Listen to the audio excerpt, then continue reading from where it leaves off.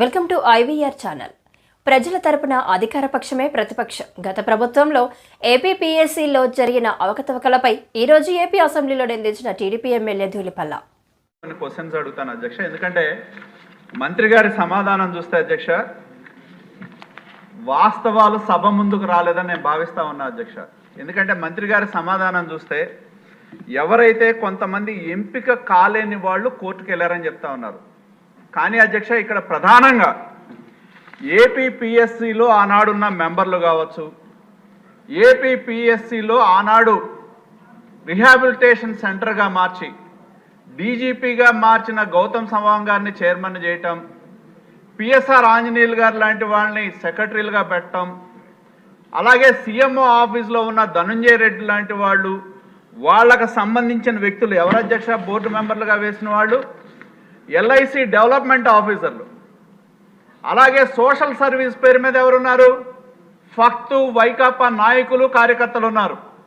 ఇటువంటి వాళ్ళని బోర్డు మెంబర్లుగా వేసి అధ్యక్ష మంత్రి గారిని నేను కోరేది ఒకటే, ఇక్కడేదో ఎంపిక కాలేని వాళ్ళు కోర్టుకు వెళ్ళటం కాదు. కోర్టుకు ఎందుకు వెళ్ళారు అధ్యక్ష? ఇందాక మంత్రి గారి సమాధానంలో 2018లో ఇచ్చిన నోటిఫికేషన్ ప్రకారం కన్వెన్షన్ మోడ్లో జరగాల్సిన పేపర్లు దిద్దటం అనేది డిజిటల్ ఎవాల్యుయేషన్ చేశారు అనే దాని మీద కోర్టుకు వెళ్ళారు అధ్యక్ష.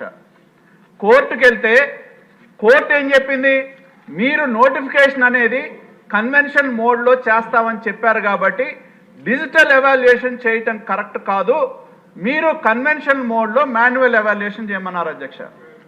మాన్యువల్ ఎవాల్యుయేషన్ చేస్తే అధ్యక్ష తర్వాత ఎంత మ్యానిపులేషన్ అంటే ప్రభుత్వం ఏపీపీఎస్సీ పనితీరుకు నిదర్శనం అధ్యక్ష. మాన్యువల్ ఎవాల్యుయేషన్ చేయమని చెప్పి కోర్టు ఆదేశం ఇచ్చి దానిలో 1/10/2021 ఆదేశం ఇస్తే అధ్యక్ష ఎన్ని నెలల్లోపు చేయమన్నారు? 3 నెలల్లోపు చేయమన్నారు అధ్యక్ష. కోర్టు జడ్జిమెంట్ కోర్టులో కామెంట్ చేశారు అధ్యక్ష, changes in the rules of game after game was started. ఆట మొదలు పెట్టిన తర్వాత రూల్స్ మార్చుకోవడం, మనకు కావాల్సిన వాడికి ఉద్యోగాలు ఇవ్వాలని, మనకు కావాల్సిన వాడికి అపాయింట్మెంట్లు ఇవ్వాలని, ఇటువంటివన్నీ కూడా చేయటం మూలాన ఏదైతే నోటిఫికేషన్లో వచ్చిన దానికి విరుద్ధంగా వెళ్ళారు. ఆ విధంగా చేశారా? నోటిఫికేషన్లో కన్వెన్షనల్ మోడ్లో మాన్యువల్గా చేయాల్సింది డిజిటల్ మోడ్లో ఎందుకు చేశారని చెప్పి నేను మంత్రి గారిని అడుగుతా ఉన్నా అధ్యక్ష. కోర్టు ఆదేశం వచ్చిన తర్వాత మళ్ళీ మాన్యువల్ చేశారు అధ్యక్ష.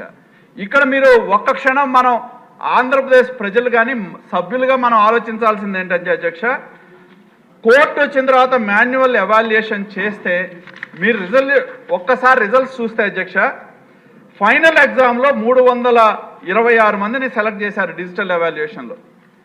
దాన్నే మాన్యువల్ ఎవాల్యుయేషన్లో చేస్తే అధ్యక్ష 326 మందిలో ఎవరైతే డిజిటల్ ఎవాల్యుయేషన్లో సెలెక్ట్ అయ్యారో దానిలో 202 మందికి ఎలిజిబిలిటీ రాలా.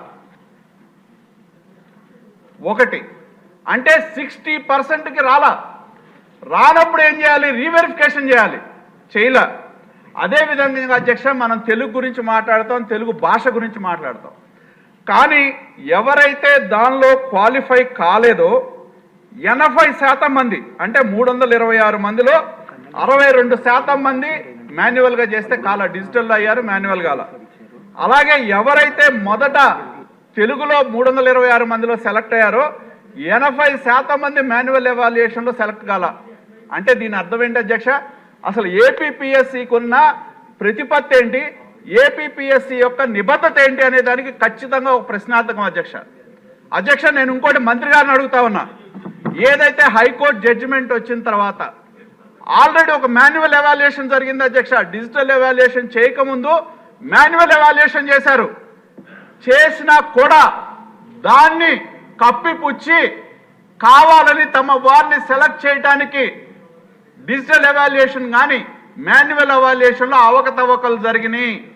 ఏదైతే దానిలో OMR షీట్స్ పెట్టారో ఎడిషనల్గా ప్రింట్ చేయించి తమకు కావాల్సిన వాళ్ళని ఎంపిక చేసుకోవడానికి వాటిని ప్రశ్నాపత్రాలకే ఎలా అటాచ్ చేయడం జరిగింది.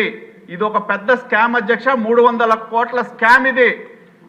ఆంధ్రప్రదేశ్లో నిరుద్యోగ యువతతో గత ప్రభుత్వం జగన్మోహన్ రెడ్డి గారు ముఖ్యమంత్రిగా ఉన్నప్పుడు సీనియర్ IAS ఆఫీసర్లు, సీనియర్ IPS ఆఫీసర్లు ఉన్నారు అధ్యక్ష.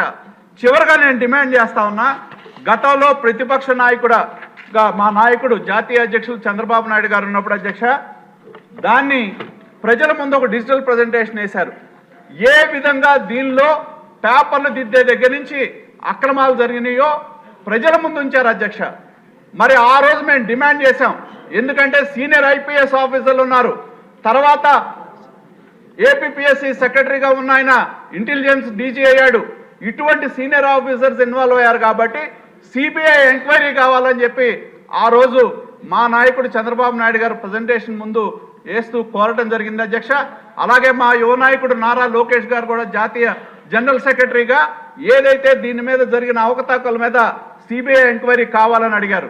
ఎందుకంటే ఈ రాష్ట్రంలో ఉన్నత పదవుల్లో ఉన్న ఐపీఎస్ ఆఫీసర్లు, ఐఏఎస్ ఆఫీసర్లు దీనిలో ఇన్వాల్వ్ అయ్యారు కాబట్టి ఖచ్చితంగా దీని మీద సిబిఐ ఎంక్వైరీ చేయాలని చెప్పి నేను ప్రభుత్వాన్ని, గౌరవ మంత్రి గారిని నేను డిమాండ్ చేస్తా ఉన్నా అధ్యక్ష.